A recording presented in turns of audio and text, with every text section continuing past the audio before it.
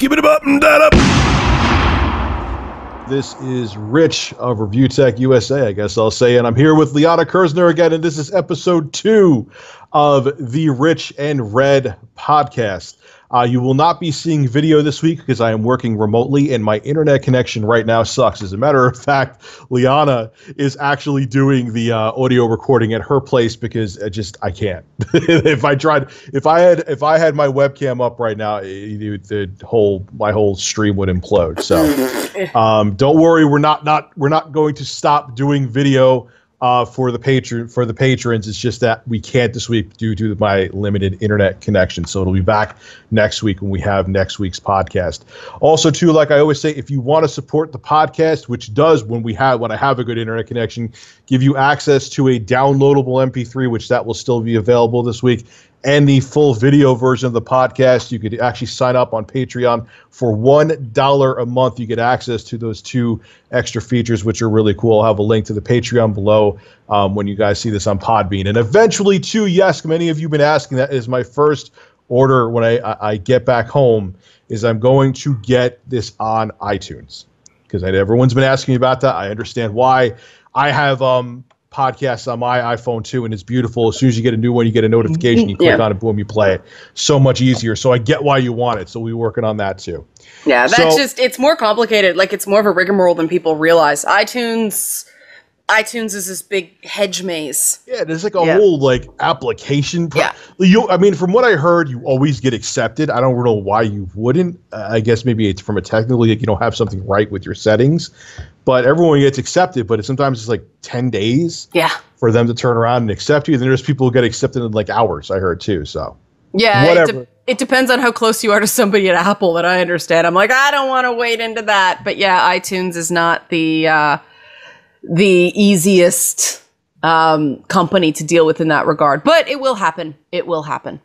But we heard you guys. That's what we're getting at. We heard you. It's going to be on iTunes, and I understand why you want it there because, like I said, I love it on my iPhone. Like, I'm a patron of the Completely Unnecessary podcast, and when they do a new episode, I know they have it because it's right there. Yeah. So anyway, I'm going to shut up. I did the intro, and we have kind of an interesting mix of stories this week. Like I told you, we're going to be talking about political stuff that I can't really talk about on my channel. And I asked Liana before we started this week's podcast if we could talk about Bill O'Reilly. Because what's going on with him right now is very interesting. And actually, Liana's a little more up to snuff on what's been happening with him, even though she doesn't really want to be. and she's going to explain it to you. I know bits and pieces of the story, but she'll give you the nitty gritty, and then we'll go from here. So, Liana, you can take over from here. Yeah, we're calling this the Bill, Scorpio, and Swatto show, so that's a bit of a tease about the other things we're talking about today. But yes, Bill O'Reilly is now on a 2-week vacation that may become permanent after a massive advertiser exodus because of the revelation that he paid a combined $13 million to 5 or so different women. Apparently there's rumors that others are still coming forward, but sexual and verbal harassment claims that ranges from just verbal abuse, lewd comments, unwanted advances, and phone calls in which it sounded as if Mr. O'Reilly was masturbating, according to Variety. Most of these are Fox News employees. Some of these are guests, like people who came on as on the show, and there's sort of a common theme, and this is one of the things you look for in these commonalities. There's this common theme that, he promised he'd kind of get them ahead if they'd go up to his room or have sex with him. It's not carbon copy, which makes it more credible. If the stories were exactly the same, I'd go, okay, something's up. This didn't pass the sniff test. But it's variations on a theme in this regard. And, the single largest payout that I understand was $9 million to one person. So it sounds like one was significantly larger than the others. And it's just sort of become this thing where I believe it was Wendy Walsh that finally sort of went public, and this created this huge snowball effect of people actually felt emboldened to come forward. And then President Donald Trump got involved and said Bill O'Reilly did nothing wrong. Which was the worst thing for him to do. That was like, oh, man, that probably made the situation worse for Bill O'Reilly. Yeah, somebody needs to put a little, printed out thing in Donald Trump's office that said, don't touch the poop. The poop is untouchable, don't touch the poop. Because this was an unnecessary thing for Trump to attach himself to, considering his own issues with accusations in the past that he denies. Yeah. And, we have this situation where no one knows, we want to say innocent until proven guilty, but it's like the Michael Jackson thing all over again. When someone is paying millions to make a problem go away, to most people, that doesn't seem like the act of an innocent person.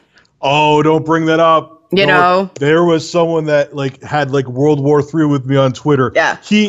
Michael Jackson paid them off because he just didn't want to deal with the stress in court. I'm like, oh, anyway. That's very possible. My sister is the world's largest Michael Jackson fan. Okay. But so I've heard all of it, but it's the question of when you pay for something like that, people find out and you're going to have to keep paying. Now, apparently there are audio tapes. I was seeing a segment where they had two of the lawyers representing these women on, I think it might have been Don Lemon's show on CNN, and they were saying there's tape of some of these recordings. Fox News is doing their own internal claim.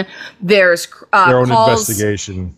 Yeah, there's calls for the Department of Justice to get involved because Fox apparently set up a hotline. And apparently in legal circles, this is more of a cover your ass move than actually encouraging people to come forward, because you call this hotline and you don't know who's on the other end of the phone. It could be the company trying to root out, so-called troublemakers. And this is consistent with people. Which wouldn't surprise me with Fox. Yeah, but and the thing that happened just today was the comment of another Fox News personality, a woman by the name of Melissa Francis, said there's a larger problem here. There's a larger problem in cable news. It's, Fox News's time to eat this shit right now. But this is going on. And she said, I'm paraphrasing here, that it's really hard for her to watch other people just sit there in, condemnation of Fox News. And she knows they're just as bad. And so she's saying their time is going to come. This could be a sea change. She said she believes, I'm looking at an article here on a time.com offshoot, that she believes sexual harassment is everywhere in the broadcast news industry. So Bill O'Reilly might just be the tip of the iceberg. Well, it's anywhere in the entertainment industry. People use their power to take advantage of other people.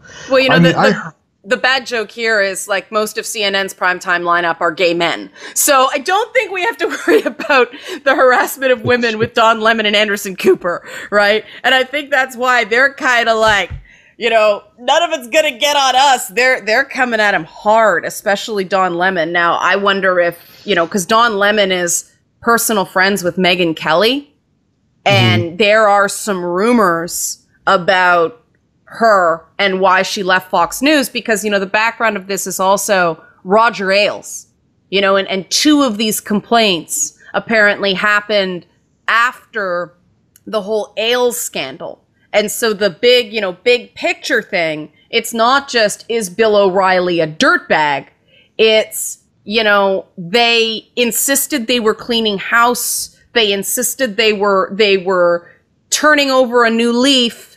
And then they got two more complaints about O'Reilly and renewed his contract anyway. That was sort of the perfect storm that caused the current scandal. But, as you said off air, he's been doing various iffy things for years. I mean, Al Franken did a whole thing on him in his book Lies and the Lying Liars Who Tell Them. I mean, half that book's about Bill O'Reilly. So... Well, Roger Ailes used to, before he left because of his own scandals, he used to cover for him. That was part of the reason. He used to cover his ass. And his own ass. And I admit that this kind of makes me sad. It kind of makes me question my own assumptions about Fox News, because there's a distinct difference between the way women dress on Fox News and the way women dress on every other cable news channel, except for Kayleigh McEnany on CNN. She dresses more appropriate for Fox News. But I always thought, it's just for show. That's just the showbiz. I kind of chuckled about it. Now I have to question that assumption. And that's what makes me angry, is if you're gonna do that on air. And I get it. Money's money. People like shiny. People like pretty. That's the business. Even cable news has an element of glamour.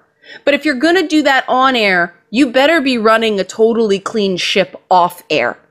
Because people are going to look behind the scenes. Yeah, and there's a lot of people, I mean, myself included, who did a show that was very TNA back in the day, back when Canadian TV was allowed to be fun. We did, shows with dancing girls and girls in a hot tub, and girls were flashing their boobs, because you can do that because of community standards in Canada. But it was a total tight ship. Behind the scenes, everybody was very respectful. When someone became a problem, it was dealt with immediately. And, we did have an unpleasant situation, but it was taken care of. Like, we were very, very careful about that's for the cameras. That is only for the cameras. You address women by name. You do not treat them like a piece of meat, and you don't expect anything from them behind the scenes. And on the other side of that, it's not that hard.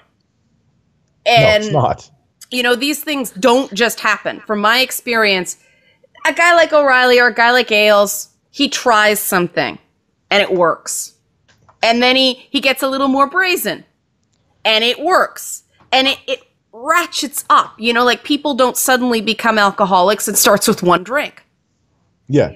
And it's the same thing. And with all the kerfuffle around, Billow, it's a distraction. It's not looking at what's the cycle, what's the cultural thing? Why does this happen in these sorts of environments? Because, the news, I know this is a joke when it comes to Fox News, but you're supposed to be able to kind of trust that these people have a certain morality. That's why you trust them to deliver the news.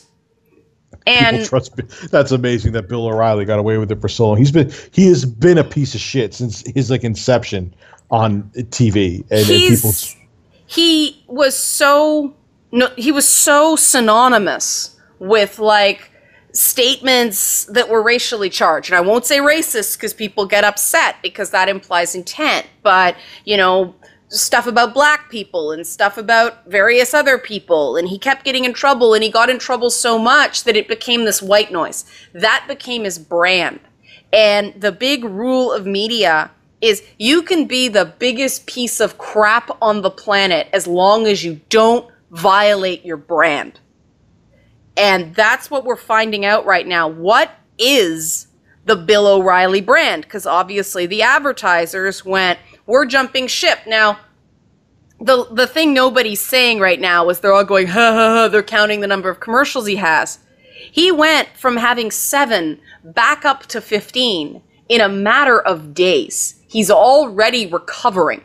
So I completely understand why Fox is like, let's try to just make it cool off. It's the right play right now from a business perspective, because he is their most popular program by far. If the advertisers just jump ship because it's too nuclear at the moment and they start creeping back, the right play is to stay the course. That's what happened with Limbaugh as well after the Sandra Fluke thing. Advertisers jumped ship and then they came back. And that's the enabling element that people don't want to talk about. Well, the entire, media is virtue signaling over Bill O'Reilly. Yeah, because everyone forgets everything in 5 minutes. That's the issue. That's part of the problem, too. That's what they're counting on. Same with advertisers. Advertisers have morality when there's a looking glass up to them. Yeah, advertisers don't actually care about morality. Advertisers care about perception. Yes. Right? You can be the biggest piece of crap and advertisers will still dump a ton of money into you if they think they can sell their product to your audience. Now, there are certain things that are just nuclear that advertisers run away from. And in this climate, sexual harassment is one of them, because you may have noticed that feminism has become monetized. That CoverGirl is doing things about it. And, hair dye ads are all of a sudden women's liberation. And it's all this, sassy females, and women watch TV. Like the critical demographic now in television is, 35 to 54-year-old women. And that's why you see shows like This Is Us that just are an hour of crying every week. They are cultivating television to get that female audience. Now, news does skew more male. Fox News, especially, is male and older. But obviously that advertisers think that this demographic, this is just not something in the short term they want to be a part of. But that doesn't mean that, he goes on sabbatical for a while, comes back, and, the advertisers return. I've just seen it too many times. I think it's too early to count him out. Yeah, even with this two-week quote-unquote vacation that he's taken. Yeah. If anything, that's probably the smartest business move he'll do, because he's gone for 2 weeks. He's off the air for 2 weeks. People may stop talking about him, and then it'll be like nothing ever happened. Well, yeah, as long as there isn't something to add to the news cycle will move on. And, there is something, especially with his audience being more male, there is something that the minute any guy is kind of falsely accused of this sort of thing, they form this, emotional connection with a guy like Bill O'Reilly, where right now it is just accusations. They're credible accusations, but they're still just accusations. And so people have an emotional investment in sort of, I was falsely accused, so I'm more inclined to believe that this guy was falsely accused. So he could get his audience back. He could definitely get him back, even though there is the recordings of him literally masturbating, where the person who was recording him wasn't even saying anything, and he was just sitting there asking her like really crazy shit, and she's like, "Yeah, you could tell that he was masturbating as he was doing it. Like you could just get the vibe. I mean, obviously she wasn't seeing it, but it's like, come on." But there's, then you get the enablers who are like, well, maybe she was into it, like. The entire point, like, guys, be warned. The minute you do something like that, and you are married, and you are a public person, the woman has 100% power in that exchange. Like, don't do it if you're not prepared for it to go public and for it to look really bad. It's not a question of, is this wrong? Is it not? Is it cheating? No, it's not a question of that. It's if you have any self-preservation instincts at all, hire a hooker, watch some porn, and fap. For God's sakes. So true. Why would you, like, even if it was reciprocated and she actually was cool with it and she was just looking to stab him in the back, why in his position would he be enough of a fucking idiot to do that? Especially when it's been 4 other times, right? Like, he should have learned after the first 2 or 3, maybe he should be a little more careful. And this is giving him complete benefit of the doubt here, which I am inclined to believe, just based on statistics, one person, okay, that's a he said, she said. The minute you get up to 6 or 7, and we're not there yet, but we're getting close, then you're out of the statistical likelihood that they're all lying, right? Like it becomes, and that's what happened with Cosby. That's what happened with, some other high profile people that had these scandals. Is Cosby, there were just too many accusers to ignore, Yeah, well, it's funny because I was just talking to Liana about this before we started recording. I used to be on the ship until I realized this huge point. Oh, why are they all coming out with it now? Why do all these women now? It almost seems like it's a coup against a certain person. It's not that. What I realized is a lot of times these dudes who are in positions of power will intimidate a woman into shutting up, whether it be through they'll destroy their career or they pay them off or whatever the case may be. And then when someone finally comes forward, they feel more courage because there's a chink in the person's armor to let them. Now they're like, okay, she came forward, I could come forward too. Now I feel better about it. I feel like there won't be any backlash now because his position of power has been cut down a couple notches. Well, yeah, you also have to factor in. That's absolutely right. You also have to factor in the fact that people like, Bill O'Reilly is alleged to be, target a specific type of women who seem malleable, who seem, like you're able to manipulate this person. You're not going to give this sort of attention to someone you think is going to shut you down. You take the smart shots. And, I said this in my video at the time. It's very possible that there were some women early on who took him up with it. Because, hey. Oh, I'm sure there were. Sex is a commodity. I want to get ahead. No skin off my nose. I can say I screwed a famous guy, right? There are people who do that. And that makes this whole issue so much more complicated because once a guy's done that, and the problem is when they're younger and sort of up and coming, it's kind of exciting. But as the older they get, the creepier it starts to seem, fair or not. But they really do get into this point where, hey, 5 women didn't have any problem with it. Why do you have a problem with it? It builds this, people get upset at the word entitlement, but I can't think of another thing. It's like it becomes normalized. And so he no longer thinks he's doing anything wrong. This is just the business. Sex is a commodity like anything else. And that's a real problem.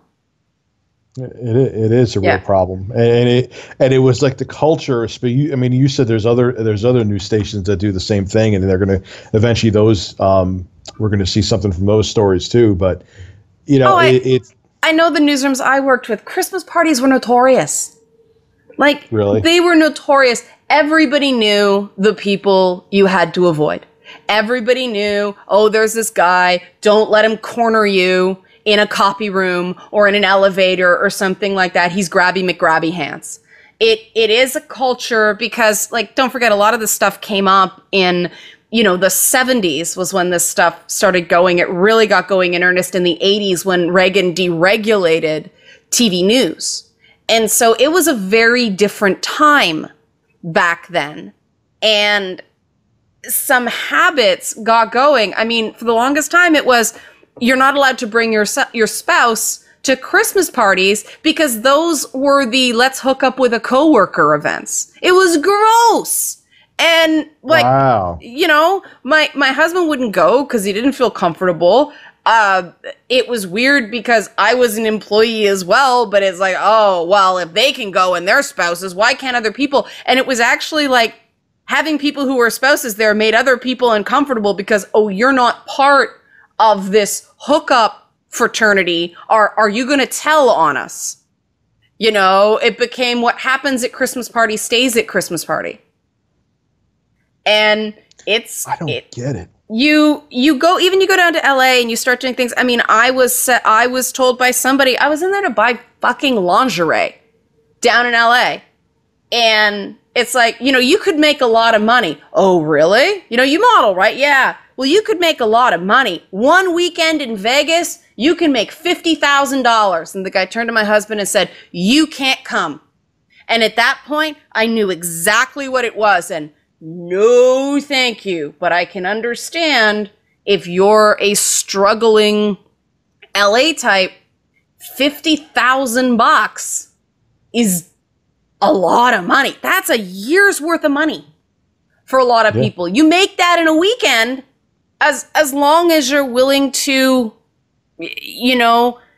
consent to behavior that is otherwise seen as sexual harassment and possibly more, so it's a really difficult thing because we're still sort of coming out of this age of, as one person described it about the writings of Robert Heinlein, hot and cold running secretaries, right? It's that, the madman era that some people look back with a certain amount of nostalgia. And I think some people don't understand about that show. No, his behavior early on in that series was in many ways what led to his ultimate downfall.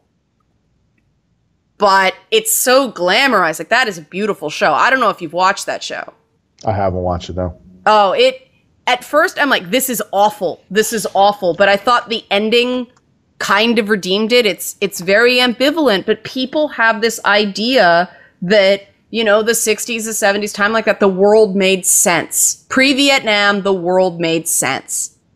And some people want to maintain those paradigms, even though the only constant is change. And there's things I look back that I did and I watched. I mean, the thing for me is Garbage Pail Kids. We love Garbage Pail Kids when I was in the 3rd grade. You could never have Garbage Pail Kids in schools nowadays. Times change. Never. Times change, and you can't go backward. You can't even have Pokemon cards in schools anymore. Never mind the things where a kid with a face full of boils is, puking and sitting on a toilet and effluvia is coming out both ends. But this was this is so cool back when I was a kid. That's, oh my God. Yeah, everything's way too politically correct now for that to be accepted. Hell no, that's funny you brought that up. I forgot about them. I got a question for you, as a guy, because I can only come at this as, the other end of the gender spectrum. But I'm curious your point of view on this, because obviously, with me, it's oh God, this is the guy. Bill O'Reilly is the kind of guy that we avoid. But guys have the other side. Oh God, Bill O'Reilly is the guy you guys are afraid women think you are. Am I right about that? I despise Bill O'Reilly. Okay. So I've never liked Bill O'Reilly, even before I knew him. And there's been these rumors for years. This isn't the first time he's done things like this. I don't like his viewpoints on things. I don't like him as a person. I haven't for years. He's one of the few journalists I truly say I despise, and that's a strong word. There's many people that I totally agree with on. I think Alex Jones is insane.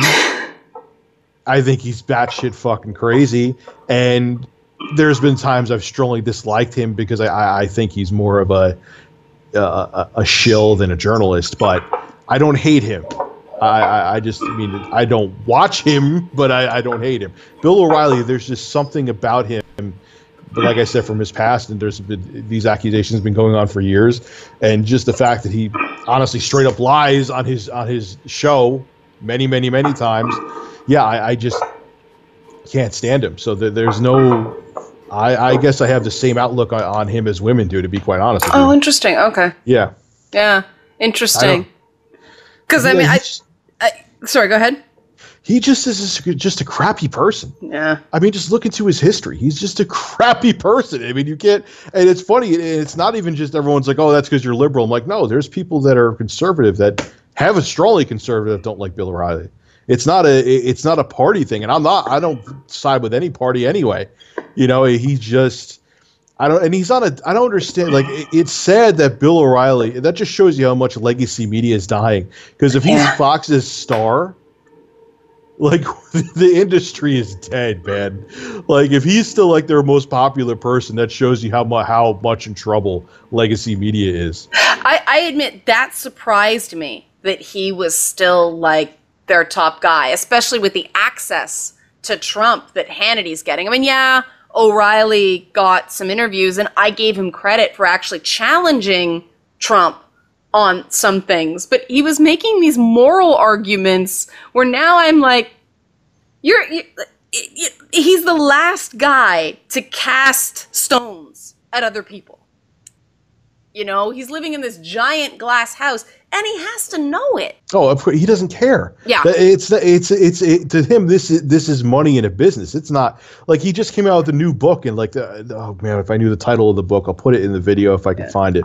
And I'm like, you're going to teach me about the morality of America? Yeah. You seriously? Yeah. But here's the thing: is that there's people, especially the demographic, who is basically. Not to be mean, they have one foot in the grave that watch him because it's mostly older people that watch him. They only watch Fox News, so they don't know what's going on. Yeah. Okay, that's their news. That's how they get their politics. That's how they get their current events. So they totally buy into Bill O'Reilly. So I guess that's how he's so popular, because if they watched anything beyond Fox News, even like CNN or whatever, they would be like, oh, wow. No, yeah. I admit, to give him credit, his show is gloriously produced. Like, if you don't pay attention to what he's saying, right from the way he sits kind of sideways, like he's sidling up to a bar, the color choices, the way on the internet, people only see the rah, him going crazy, the hot button issues. But if you actually sit down and watch his show, he does that, but then he jumps to a feel-good story about veterans or children. He does a little funny thing. The pacing is glorious. Nothing lasts too long. He's got some great producers. And from that perspective, I really understand why this show does well. I'm just, either that's an indication that he's still got a very strong brand, this aside, or it shows a general weakness of the other Fox News hosts. They're just not catching. I think it's a mixture of both. Yeah. I think it's a mixture of both. It'll be interesting to see, like, a year from now if he's still on the air. Yeah. Speaking of brands and things like that, maybe there's a good way to pivot to Scorpio. Yes, we could pivot to Scorpio. There you go. Yeah. Because we could talk about.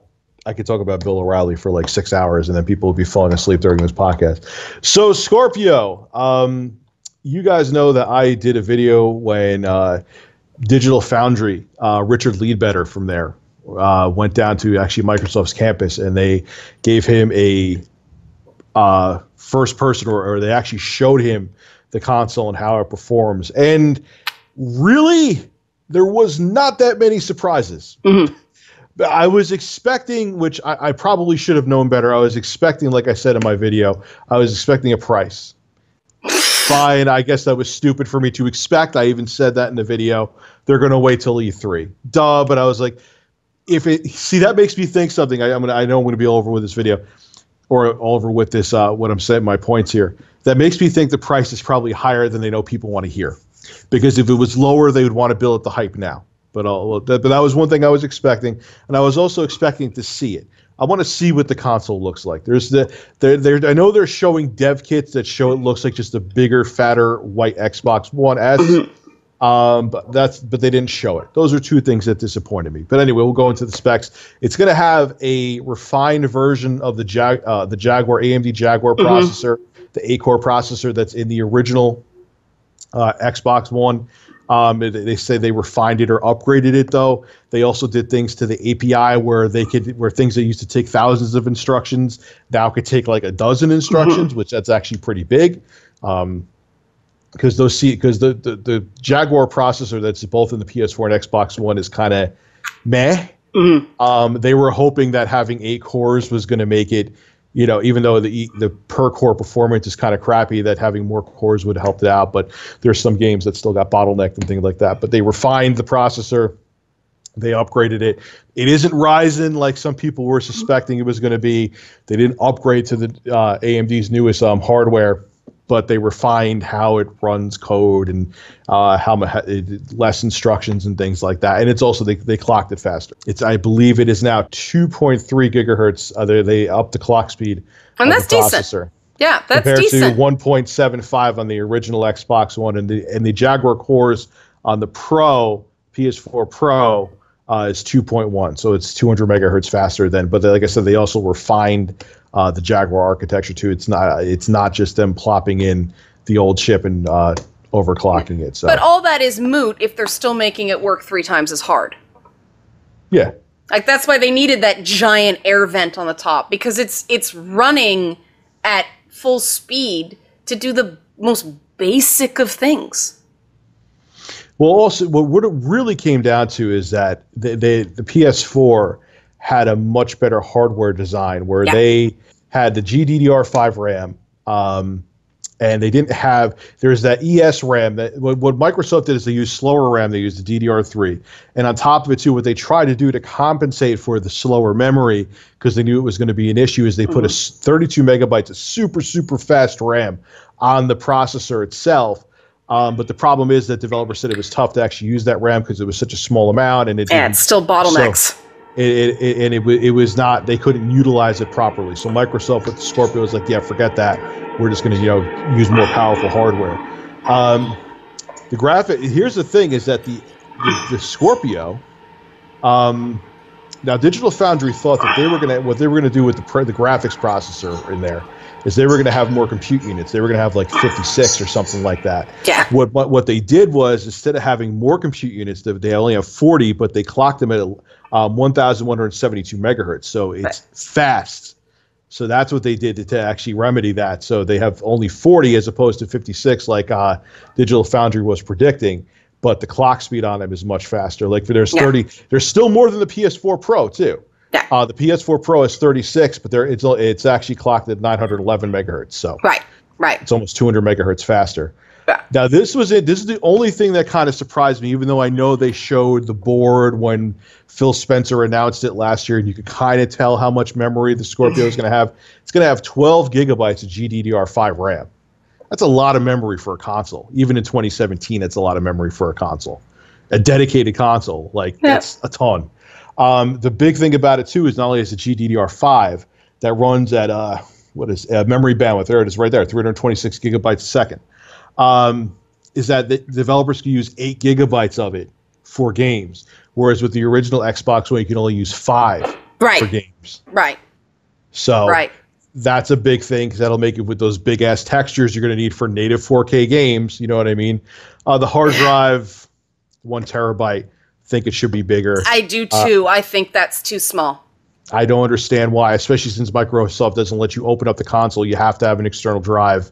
Don't know what they're thinking. Two things might be space, might be that it might be cost.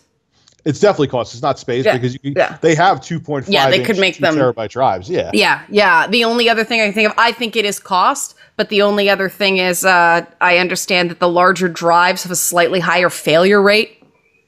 I don't know. That I haven't heard. It could be that too. Yeah. If I was rolling dice, it would be on cost though. I think so too. I'm just in the interest of checking the lists off. Try to be objective, yes, which is good. Yeah. Which is why I wanted to do the podcast with you. Yeah. Optical drive, 4K Ultra HD Blu-ray. PS4 Pro doesn't have that. Don't really think that's a big deal in the streaming age. So whatever. Sorry, go ahead. No, what were you going to say? Oh, I'm going to say this 4K thing. 4K is a sales point. For the purposes of this, I went up and looked up 4K penetration. Go ahead and make that dirty, guys. I looked up 4K market penetration. It's only predicted to be 28.8% by the end of 2017. So this has been the issue with 4K. The life cycle of sort of the 1080p era wasn't very long. And most people, like all the tech people who probably have gaming PCs anyway because they want that best graphics experience, they understand what 4K looks like. But most people are like, derp TV. The biggest thing that 4K that people understand is those really cool animated sequences in 5K that they do in sports. That has been the biggest practical application for 4K. There's just so much that people who work in 4K can do stuff with it. But 4K market penetration is still quite low, and a console's only getting a portion of a portion and a portion of that. And then the other thing is, from a downloadable games perspective, holy shit, 4K is a huge amount of data. And there's 1 terabyte. Yeah, and textures alone. The biggest thing is going to be those to make high-res textures that make even 4K worthwhile to look at. Yeah, and even if you buy the disc, it has to store on your drive because they can't get it off the disc fast enough, unless they've solved that problem, but I don't think they have. No, why do you think with all the games on the PS4 and Xbox One you have to install them? Yeah. Yeah. The days of reading straight off the disc have been they were almost dead with the 7th gen, let alone now the current gen consoles. Yeah, So, I mean, cartridges are king, and basically they've gone back to cartridges with discs as a gateway drug. I mean, the way these games are actually working, it's onboard memory. yeah, it's so funny, man, how things came full circle. I know we're going off subject, but like I remember with the end, this is when, having cartridges and memory in the cartridges was expensive and storage was at a premium. Mm-hmm. With the N64, I was like, oh man, it's time to move on to optical media. Now here we are in 2017 where having, flash storage is affordable, and it makes more sense than having an optical disc which needs a motor and the disc could be scratched, and you can have faster access times depending on what kind of storage you're using in the cartridge or SD card or whatever the case may be. So it's just funny how we're back to cartridges again, because in the end they end up being more practical, and now that the space is cheap enough. Yeah, but I mean, sorry, go ahead. I'm going to look at this from a glass half full perspective when it comes to 4K. What I think, and yes, here is the thing. Liana's 100% right about this. 1080p was not on the market the same amount of time standard definition was. We were dealing with the reason why HD was such an enormous jump was because we were dealing with the same standard definition resolutions for ages. A color TV in the 70s was the same resolution as a color TV in 2001. So when you went over to HD, it was like, holy shit. Yep. It was such a difference because you were dealing with, for decades upon decades upon decades, the same resolution. Then you went to 1080p, which, in my opinion, this isn't official, started really becoming the norm, I would say, in like maybe 07. Yeah, because we had the 720p 1080i gateway period. And then it standardized at 1080p. Yeah, so really it's only been a decade where the previous, with standard definition to the HD, even 720p was a huge difference from standard definition television. Yeah. There was just not the same,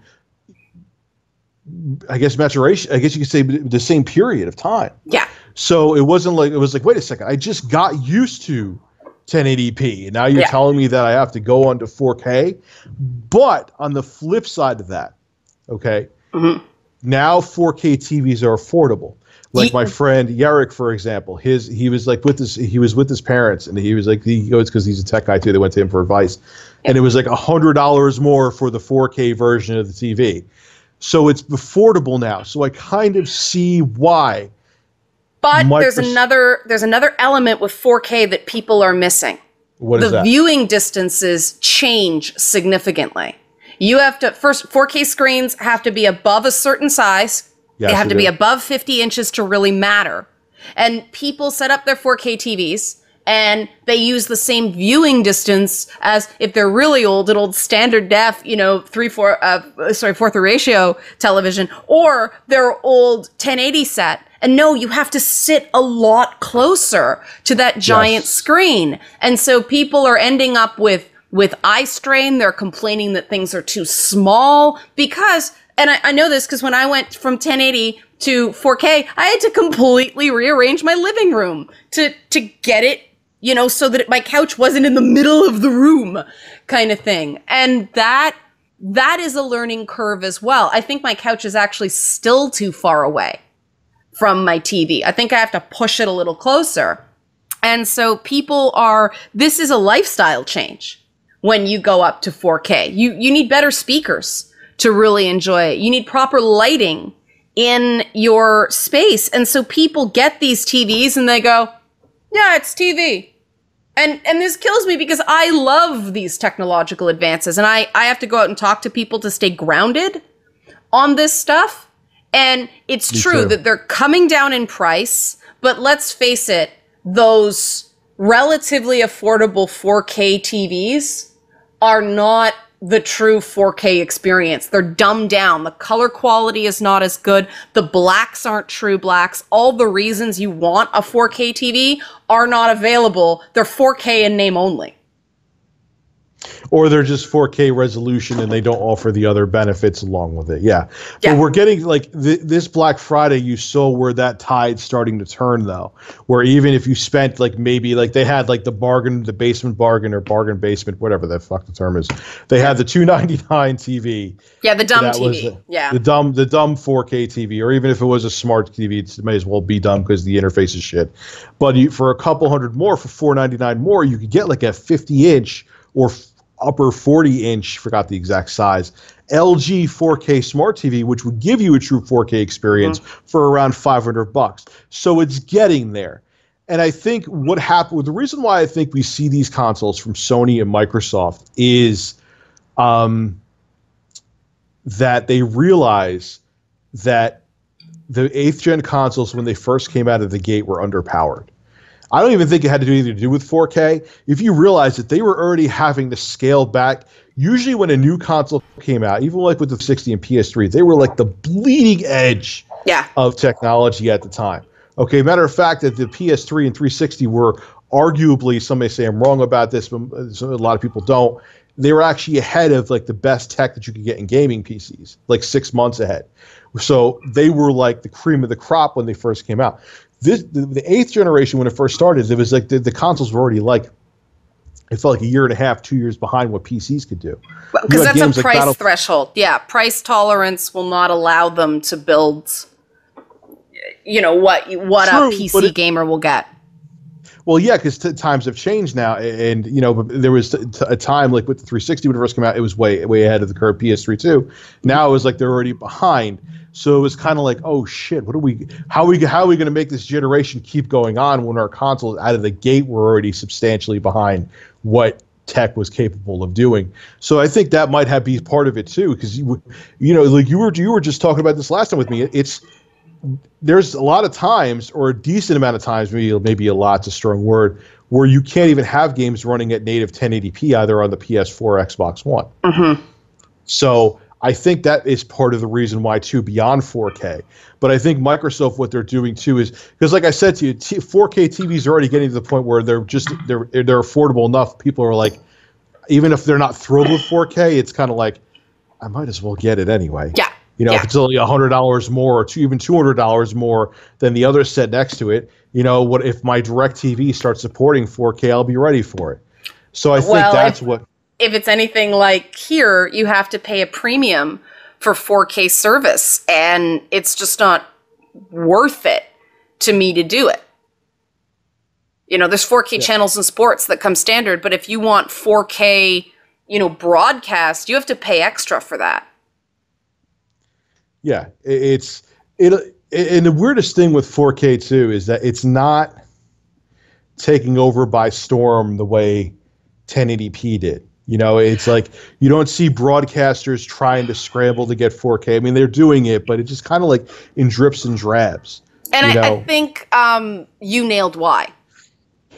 Right? It's the jump from standard def from, you know, 480 to 720 or 1080, you see that difference immediately. It's like, whoa, you know, and then 5.1 surround came in, and it was like, I'm at the movies in my living room. Unless you've got, you know, a 60-inch television and you have set it up properly, you're not getting the same wow factor. It actually, 4K takes some getting used to. You know, it's just like movies in 60 frames per second takes some getting used to. And movies are so motherhood to people, you know, they're just like, this doesn't look right, because a lot of the early 4K production, they didn't light it properly. The higher the production, the more, the higher the resolution, the more it sucks up light. And you got to be real careful with that. I have been on the receiving end of those sea changes on the production side, and everything they tell you have to do early on is wrong. You know, when HD came in, it was like, oh, you have to do airbrush makeup and you have to light like this and you can't wear red. And of course, bullshit. They figured out how to do it. They just didn't know how early on. And it's really frustrating. I think that the numbers just aren't there on cable. Premium cable, I suspect, and sports, I suspect, makes sense, but sports are always early adopters on tech like this. What do you think the pricing of it'll be, the Scorpio? Well, I'm with you. I think the fact that they haven't announced it is a bad sign. And considering the price point on the Xbox One was about $100 too high, and I think that's why it stumbled out of the gate, I expect that because they are really ramping up the specs, it's going to come in at least the $600 to $700 range. I mean, in Canada, it's possible, like the fucking Oculus is $1,000 up here. So, fucking Oculus. I am preparing, that was the other thing that VR didn't become the big sea change that everybody treated it like it was for 2 or 3 years. And so I think some people are also burned in that regard. It's hard to get excited about Scorpio. I remember when they were all gigaflops. I'm like, that's just one measure. And how do you allocate that power? So I think, and I'm fine with something being a premium product because the 1S is out. It's really affordable. People can still have that experience. A 4K compatible machine is not for everyone. The challenge now is this is another thing developers have to optimize. And before I get into that, what do you think the price is going to be? Wishful thinking. If Microsoft can afford to take the loss, $499. See, that's the perfect price point. I agree. Still a stretch, $550 or $549.99. That's the whole US dollar shit. I think realistically, it's going to be $600. Yep. I think that's what. But I think if they have the financial balls, which may, or they're willing to take the loss on it just to get the market penetration. I think if they can do it, I don't know Microsoft's books, so I'm just talking out of my ass right now. So I'm saying it out loud. So because I know people, you're talking out of your ass, you don't know how business works. I'm saying I don't. I don't know what they could, how much of a loss they could take. They should try to get it out only $100 more than Sony's console because. In theory, you're getting a lot more. I mean, 6 teraflops of compute performance for a console is pretty friggin' mind-blowing, especially because with consoles, you could optimize the software to really work with the hardware and get a hell of a lot more out of it than you could out of 6 teraflops in a graphics card and a computer. Well, and this is where I was kind of going with what I was saying before I stopped myself, because you hadn't made your price prediction, is that it's all going to come down to what kind of experiences can you have on this box. That is how they are going to sell it. Numbers don't mean anything to people who are not nerds like us. But you know what people who don't have 4K TVs and don't plan on having 4K TVs would be happy with it, beyond the fact that it would be kind of sort of, if you could dare call $499 affordable. Right. If they can make games run consistently always at 1080p 60 frames per second, you'll get a lot more people adopting it. Yeah, and Microsoft, their exclusives have stumbled this generation. I don't know what's going on with their internal development, but these exclusive titles for Xbox, they rush them out before they're ready. Like Recore is the big one that broke my heart because that was a great little game that wasn't properly optimized. And so a great experience was ruined by long load times. And then you had everyone was hyped about Scalebound. And then, like they giant shit. They need to create. I mean, that's what Sony does. They create these technologies. They are premium technologies, but then they create showpieces like Uncharted, like Horizon Zero Dawn, that show people what these systems do in real terms. People don't have to know numbers to go, the colors, and this is what I'm not seeing on the rollout with the Scorpio.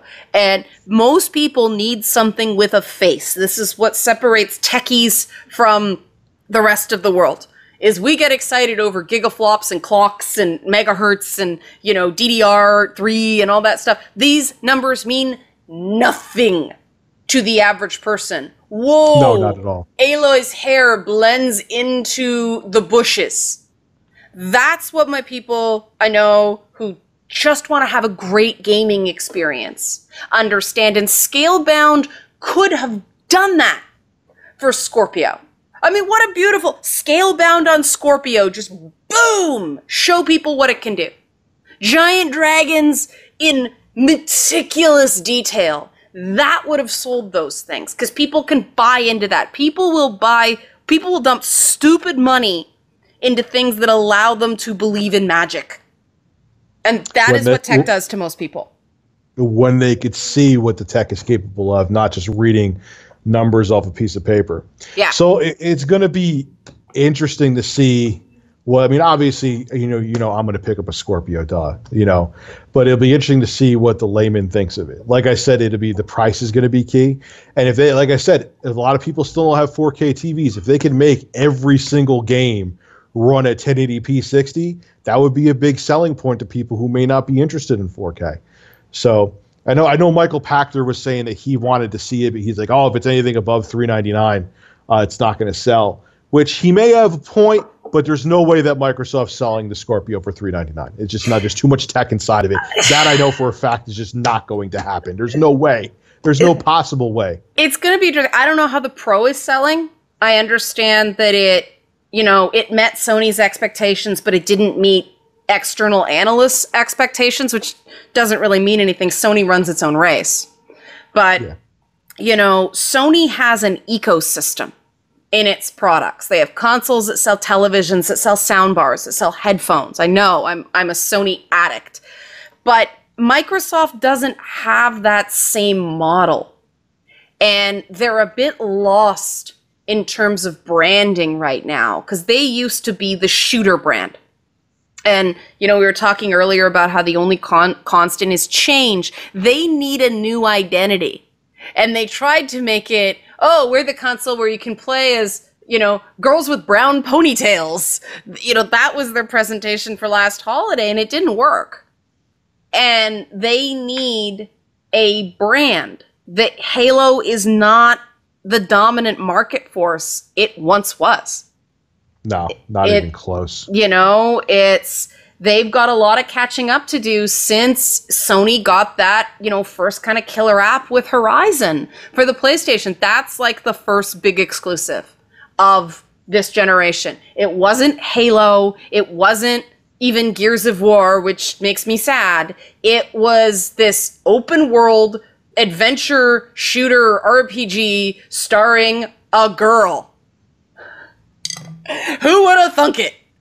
But Sony has gradually moved from Guerrilla Games too. On top of it. Well, I mean, Sony. Not that they're a bad developer, but they were more of like you got a Guerrilla game like for the tech for the eye candy, and kind of like the gameplay was second. Now they were like they're like they made themselves like a darling developer with Horizon. It's crazy, and they're getting like standing ovations when they go to conferences and things like that because they made magic. And Microsoft has done some great partnerships with great studios, and I don't know what has happened with these games. I've been trying very hard to find out. What I've heard is budgets and time, and that is going to be an even bigger problem if they have to optimize for both 4K, ultra high def resolutions and standard high def, or whatever you want to call it, at the same time. That is an extra line item. That costs more money.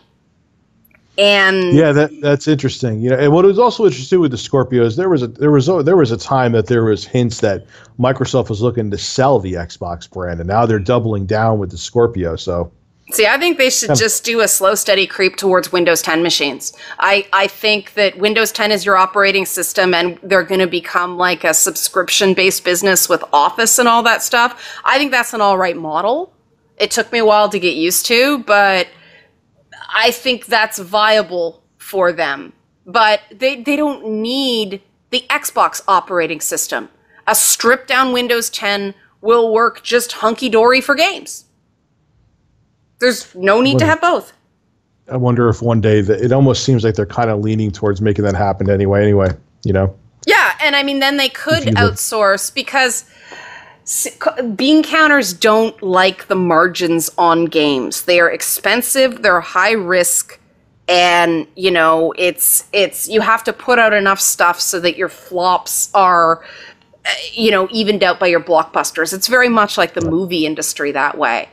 But unlike the movie industry, where there's sort of like, okay, the studios are prepared and they have this whole model, the games industry offsets the risk onto developers more and more. The publishers don't assume any risk. They want guaranteed money. And this makes the entire ecosystem of AAA games very, very fragile. And, Microsoft has been promoting that, it's easier than ever to get your games on a Microsoft platform, on the Xbox. It's still a very complicated, convoluted process that is open to a relative few. If 4K is the standard, little indie games making 8-bit games, they're not competing on that level, Most cases they're not, no. So there's some brand confusion. Like, what does this box do? It's that critical question that we asked about the Switch as well. They explained what the Switch does much better than they explained what the Wii U did. Which, you just took the words about that, which they had to learn from the Wii U because they fucked up with the Wii U. And, but that's why I think that right now the Switch is so appealing, because Nintendo explained it so well. This is what it is. This is the kind of experiences you could have on it. Yeah. This is the benefits to having it that you could take it anywhere with you. And they're showing people. Whereas Microsoft right now, and I personally think that the Scorpio will do okay in the end. I think it'll be something that was worthwhile for Microsoft. But Microsoft right now is just numbers, and they haven't shown anything to back up those numbers yet. Okay, great. It's six teraflops of performance, but what games do you have? What exclusives do you have? What am I going to get out of this box right now that I can't get somewhere else? Okay. Yeah. Because you kind of said it in this podcast, is that the people who would really want that bleeding edge probably have a PC. So it's kind of in an uncanny valley of demand, right? And there's many ways you could hook up a fairly affordable gaming PC that can handle 4K. Made a video on it. I'll probably have that, which I'm sure most of you have seen if you subscribe to this podcast. Mm-hmm. But you could get 4K relatively affordably. I think that's the right words to use. Yep. On a TV that isn't too tough to do. So Microsoft really has to. E3 is going to be the make or break for them with it. They got to come out and be like, one, they have to show the real tangible difference between the Scorpio and the Xbox One. Even if they have to kind of hurt the Xbox One and make it look a little bit shitty, they still kind of have to do. I know they want to keep the Xbox One around because it's affordable, and they want to keep selling them. But if you're coming out with this big, expensive box that you invested a lot of time and money in, you got to show people what the hell they're getting. You can't what were we going to say? Sorry. No, I completely agree. You do. Because I know what they're going to do. Oh, the Xbox One is still a great experience for everybody. It's for the whole family, and the games are still going to work with it. Fine, tell them, because it's true. That's what at least their policy is for now, which could change, that the Xbox One or Xbox Scorpio games are also cross-compatible with Xbox One. Mm-hmm. The games have to work for both systems. Fine, tell them that. But beyond that... And Windows 10. And Windows 10. And Windows 10. Microsoft, you're going to have to beat the shit out of the Xbox One and make it look bad. Show people why the Scorpio is worthwhile to make the Scorpio seem worth it. See, I think the Scorpio will pick up precisely based on what you said when people's Xbox Ones start breaking, because they run really hot and that's bad for component life. So people will start, it's busted. I'm not going to buy a 1S. I'm going to buy a Scorpio because it's shiny and new. I think that's when you'll start to see sales pick up. I think the Pro, price comes down too. And the price comes down, and you get the bundles and things like that. But I think that like the PS Pro, this is intended to be a premium device. It's almost, it's weird. It's like console peasants took a red mushroom. Or to use the Dragon Ball Z reference, like, console peasants went Super Saiyan. That's sort of the market sector for the Scorpio. And that's why price is going to be so critical, because you can get a basic gaming PC for like $900, and then it's a PC. You can do other things with it. It can be a laptop that's portable and all that stuff. That's where Sony was, and even though in the beginning I was a little more critical than I am now, Sony was smart with the Pro, is that they were like, okay, we're giving you enough more horsepower that you could get at some games in 4K than they do the checkerboarding and stuff like that. But you still are getting 4K experiences and higher resolution than 1080p experiences, but it's only $399. Yeah. Yes, we skimped on some things. You're not going to get a 4K Ultra HD Blu-ray player, which, boo-hoo, so sad. People are streaming 4K from Netflix. They don't give a shit anymore. Physical media, when it comes to, at least for movies and shit like that, people are over it. Yeah, people are not going to replace their HD DVD collections that they own. Blu-ray DVD collections. HD DVD, man, HD DVD, huh? Yeah, see, I attempted that, and I have two. I have King Kong and I have Syriana on HD DVD. That's it. Those are the two movies I own. But on Blu-ray, people have already spent a lot of money upgrading their existing catalogs to Blu-ray. They are not going to turn around and start doing 4K. Like you said, they're using Google Play. They're using various, movie company services that are sort of integrated. Go to the movie and then buy a copy for home, things like that. You're right. It's all going streaming. So I think that was a smart thing to leave out. It will likely be in their next iteration in 3 to 5 years. And this... Well, maybe there won't be... No, there maybe not be a drive at all. Who knows? Yeah, maybe we'll be back to USB plugins. It's actually just, flash drives will get so cheap, it'll just be like mini cartridges again. Just be something like Steam, where you're downloading or you're streaming games. Our next consoles may be nothing more than dummy terminals, where all the hardware is in some server room in California or Japan. I mean, game companies are going to like that, because then they don't have to report sales. It's only through retailers that we get non-biased sales information. And now we can't even rely on those, because then they report the sales for a game. We don't know what it did on digital download. Yep. Unless it's through Steam on PC. But these console games, unless they report, we actually don't know how much these games sold. And it makes industry analysis maddening, because you don't know. Yeah, and they're not going to come out and willingly give those numbers if the game did shitty. They've been tight-lipped unless something blows up. And then they brag about it. Then they brag about it. When they're moving 3 million games in 2 weeks, then they release the sales figures. But otherwise, you see, it's sold over 1 million. Well, what does that mean? 1 million... in 10 years or 1 million in 2 weeks? Yeah. Big difference. Like, what does this mean?